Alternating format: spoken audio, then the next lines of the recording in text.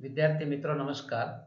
आज हम काव्य शास्त्र अर्थात DSC 1A प्रश्न पत्र क्रमांक S1 इसमें इकाई क्रमांक 2 के प्रथम अध्याय काव्य के तत्व को समझना चाहेंगे। देखिए मित्रों, इसके पूर्व मैं तुम्हें याद करवा देना चाहूँगा कि हमने प्रथम इकाई में काव्य की संस्कृत, अंग्रेजी और हिंदी विद्वानों द्वारा दी गई परिभाषाओं का अध्ययन किया है और काव्य का अर्थ तथा उसके स्वरूप को समझने की सफल चेष्टा की है कि काव्य और साहित्य दोनों एक ही अर्थ के वाचक है। काव्य के अंतर्गत गद्य, पद्य और गद्य तथा पद्य के अंतर्गत कहानी, उपन्यास, खंड काव्य, महाकाव्य, इस तरह के अनेक प्रकार समाविष्ट होते हैं। तो ये जो काव्य है ये अखिल मानव जाति की धरोहर है। मनुष्य को आनंद या ऐसा कहे कि अलौकिक आनंद देने का काम काव्य के द्वारा किया जाता है। साथ ही साथ मनुष्य को सुसंस्कारित करने का काम काव्य करता है। ऐसे काव्य के स्थूल स्वरूप को समझने के पश्चात हम काव्य के तत्वों पर प्रकाश डालना चाहेंगे कि काव्य के तत्व कौन से होते हैं। तो आइए देखते हैं काव्य के तत्व। काव्य के प्रमुख 4 तत्व है मित्रों: बुद्धि तत्व, भाव तत्व, कल्पना तत्व और शैली तत्व। इसमें पहला है बुद्धि तत्व। तो बुद्धि तत्व को हम पहले समझना चाहेंगे क्योंकि इन 4 तत्वों के आधार पर ही काव्य को हम काव्य कह सकते हैं। तो पहला तत्व है बुद्धि तत्व। बुद्धि तत्व में बुद्धि शब्द है। बुद्धि का अर्थ विचार भी होता है मित्रों, इसलिए इसे विचार तत्व भी कह सकते हैं। अब काव्य निर्मिति के लिए बुद्धि तत्व की क्या आवश्यकता होती है, इसे हम समझने की चेष्टा करेंगे। शब्द के औचित्यपूर्ण संयोजन तथा भाव और कल्पना के समुचित प्रयोग के लिए बुद्धि तत्व की आवश्यकता होती है। अब शब्द का औचित्यपूर्ण संयोजन मतलब काव्य में जिन शब्दों का प्रयोग हम करते हैं उन शब्दों का उचित प्रयोग किया जाना तथा जिस भाव या कल्पना को हम वहां पर चित्रित कर रहे हैं उसके लिए हमें बुद्धि अर्थात विचार की आवश्यकता होती है। बिना बुद्धि तत्व के हम अपने मन के भाव, कल्पना या फिर शब्दों की उचित योजना या न्यास गठित नहीं कर सकते हैं। काव्य की रचना करते हुए अनेक घटना प्रसंगों का चुनाव हमें करना होता है, तो उन घटना प्रसंगों का संयोजन बुद्धि तत्व की सहायता से किया जाता है। जिस तरह से हम लोग समझो गद्य का लेखन कर रहे हैं या गद्य निर्माण कर रहे हैं, कहानी है, उपन्यास है, निबंध है, नाटक है या फिर यात्रा वर्णन आदि अन्य तरह का गद्य साहित्य है।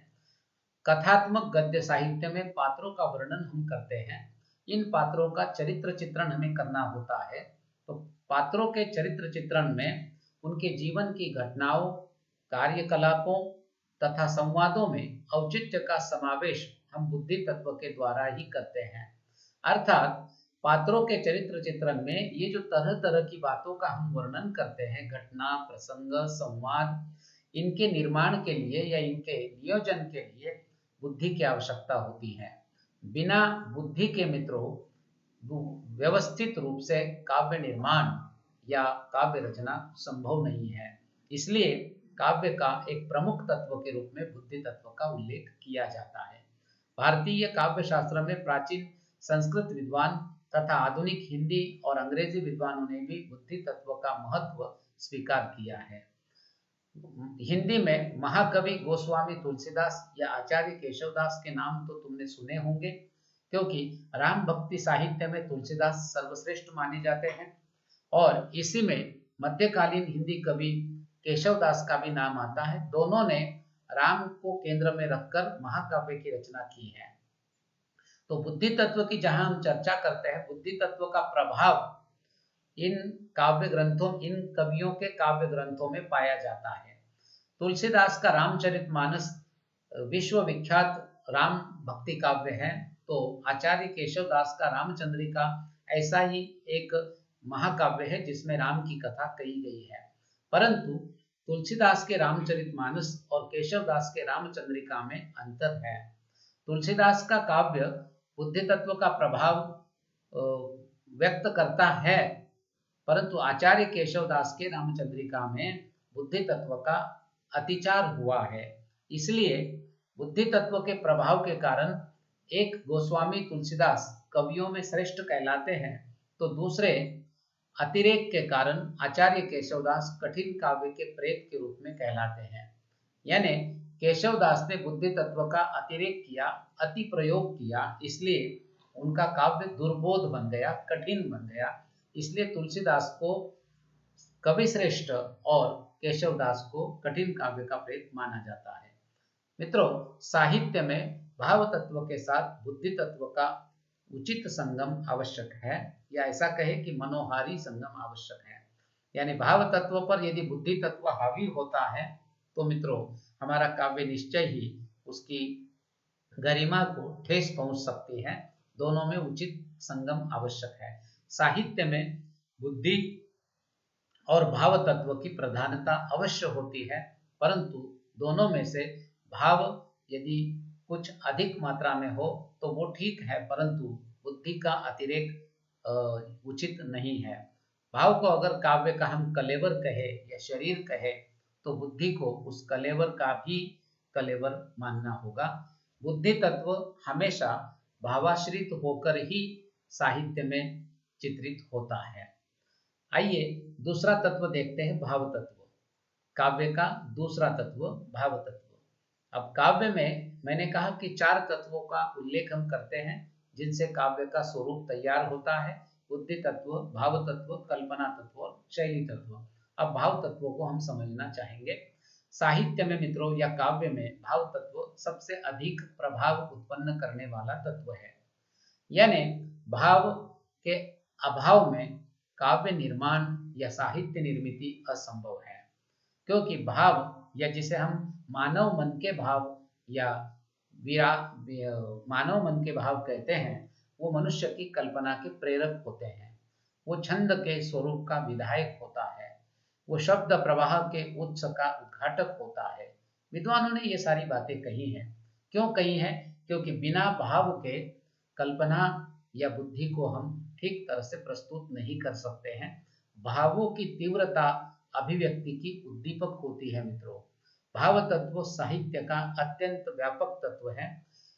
अनेक विद्वानों ने भाव तत्व को साहित्य का प्राण तत्व कहा है।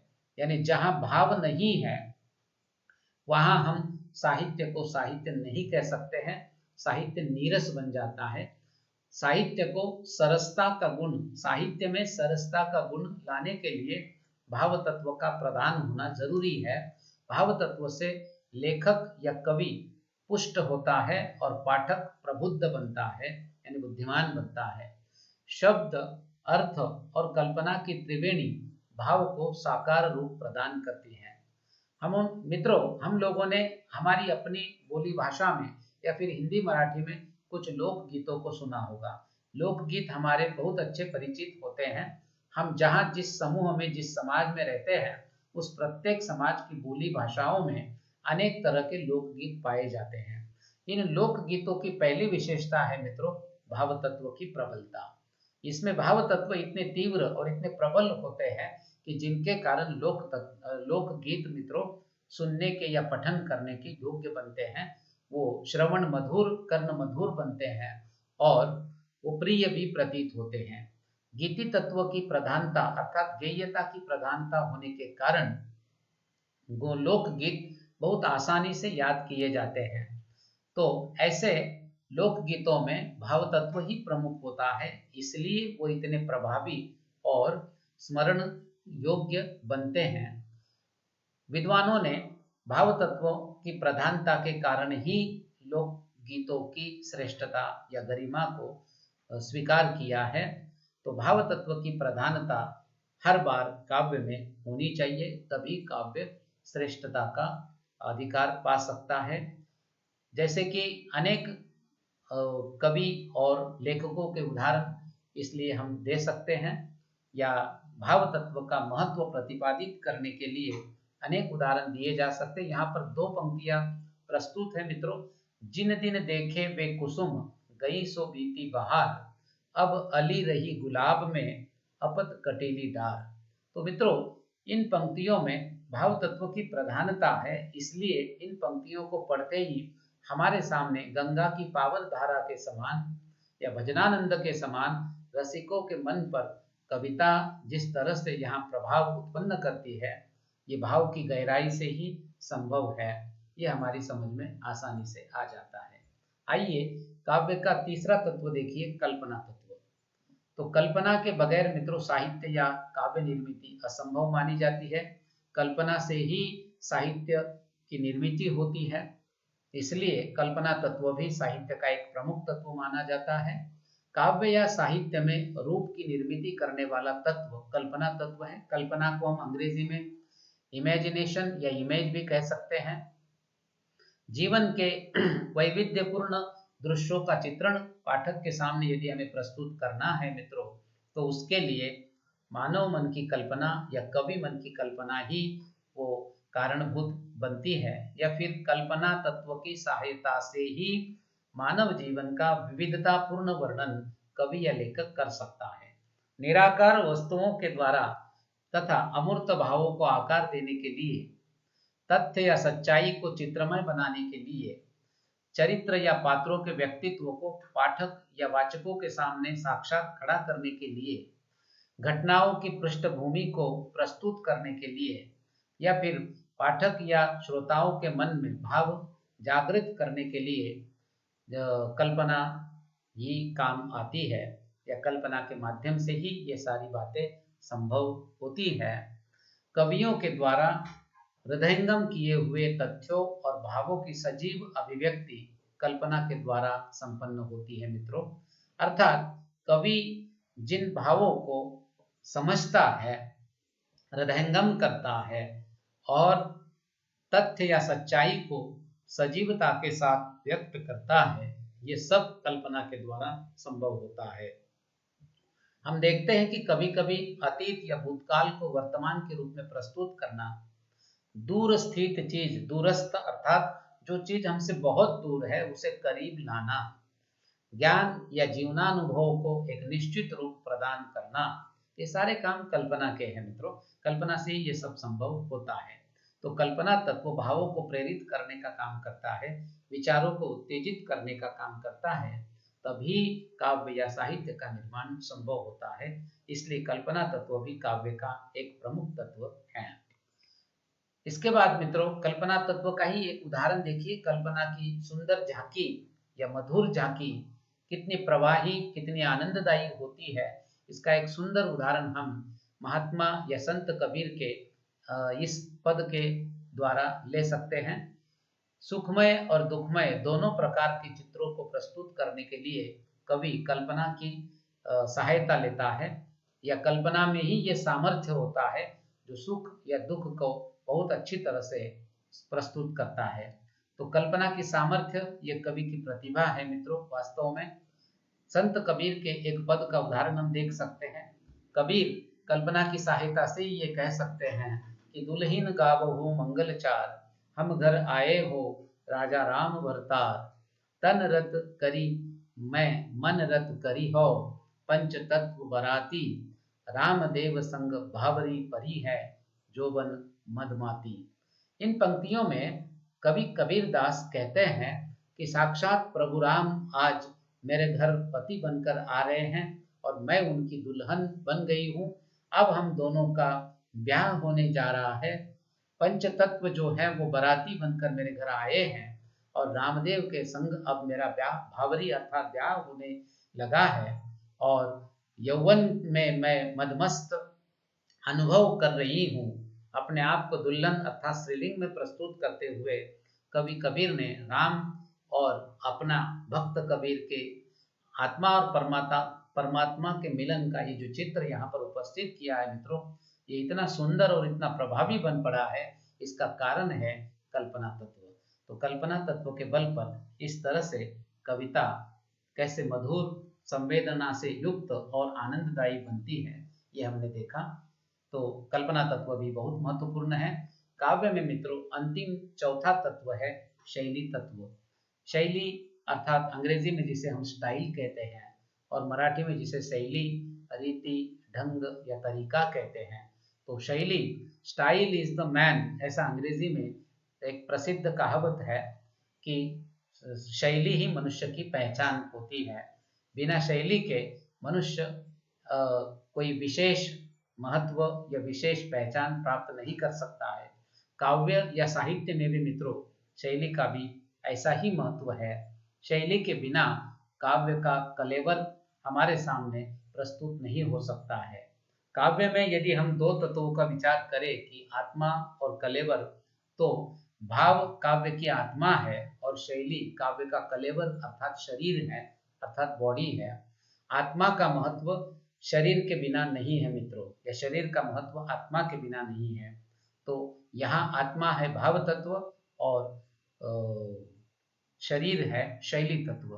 तो शैली में क्या आता है मित्रों, शैली के अर्थ देखिए मित्रों। शैली को ही संस्कृत काव्य शास्त्र में अनेक शब्द हमें मिलेंगे। शैली के लिए रीति है, वृत्ति है, मार्ग है, प्रवृत्ति है, प्रणाली है, या फिर आसान शब्द में यदि कहे तो हम ढंग, लहजा, तरीका, व्यक्त करने का तरीका, उसे हम शैली कहते हैं। प्रत्येक मनुष्य की अपनी एक शैली होती है, बोलने की, रहने की, चलने की, खाने की, पीने की। मित्रों उसी तरह से प्रत्येक कवि या लेखक की भी अपनी एक शैली होती है और शैली से ही कवि की पहचान होती है। चाहे हम हिंदी के सुमित्रानंदन पंत को ले, जो प्रकृति के सुकोमल कवि हैं। कोमलता उनके काव्य का प्राण है, प्रकृति उनके काव्य का केंद्रीय विषय है, निसर्ग। उसी तरह से हम अज्ञेय की बात यदि करते हैं या फिर निराला की बात करते हैं, तो विद्रोह या क्रांतिकारिता निराला जी के काव्य की मूल आत्मा है, मूल विषय है। तो ये सब प्रस्तुत करने के लिए निराला जी के पास अपनी शैली थी, पंत जी के पास अपनी शैली थी, या फिर मैथिली शरण गुप्त या महाकवि जयशंकर प्रसाद की अपनी शैली थी। प्रसाद जी की काव्य भाषा ये संस्कृतिष्ठ हिंदी है, वही निराला या महादेव वर्मा की काव्य भाषा ये संस्कृतनिष्ठ हिंदी है।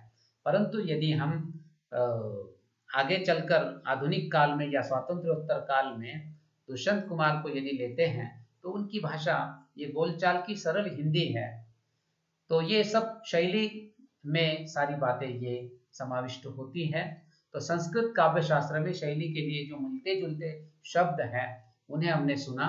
उसके बाद मित्रों इन शब्दों के द्वारा कुछ शैली के भेद भी किए जा सकते हैं सूक्ष्म सूक्ष्म तरह से। शैली काव्य का बाह्य अंग है मित्रों, शैली काव्य का शरीर कहलाता है। यानी काव्य में जो भाषा का प्रयोग किया जाता है, काव्य या साहित्य में जिन अलंकारों का, छंदों का या इस तरह की शब्द शक्तियों का, यानी ये जो सारे बाह्य उपादान है भाषा और शैली में जिनका समावेश होता है, ये सारे शैली तत्व के अंतर्गत समाविष्ट होते हैं। भाव काव्य की आत्मा है और भावों का पोषण करने का काम मित्रों ये शैली के द्वारा होता है। रस का संचार करने में भी ये शैली मनुष्य कवि की सहायक बनती है। भाव का सौंदर्य यदि हमें सार्थक बनाना है तो कविता या साहित्य शैली से संपन्न होना जरूरी है मित्रों, तभी भाव का सौंदर्य उसे स्पष्ट किया जा सकता है। सुंदर शैली भावों को सुंदर रूप में प्रस्तुत करती है। हर कवि या साहित्यकार के व्यक्तित्व और उसके चिंतन के अनुसार उसकी शैली भिन्न भिन्न होती है। आज पाश्चात्य साहित्य में शैली शब्द का प्रयोग अवश्य प्रस्तुत होता है, परंतु भारतीय परंपरा में जिस अर्थ में शैली का प्रयोग होता है उस अर्थ में पाश्चात्य साहित्य में शैली का प्रयोग नहीं होता है। तो इस तरह से मित्रों काव्य के ये चार तत्व हैं।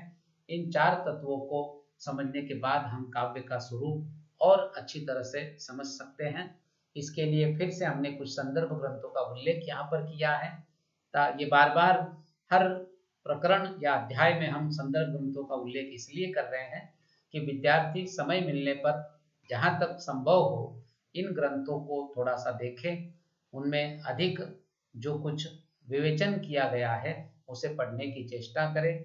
भगीरथ मिश्र जी की काव्य शास्त्र की पुस्तक हो या फिर सुधाकर कलौड़े जी की साहित्य शास्त्र परिचय वाली पुस्तक हो या फिर क्षेमचंद्र सुमन, योगेंद्र कुमार मल्लिक और बलदेव उपाध्याय की पुस्तक हो, उनमें हम अधिक अध्ययन के लिए इन पुस्तकों का अवश्य वाचन कर सकते हैं। धन्यवाद।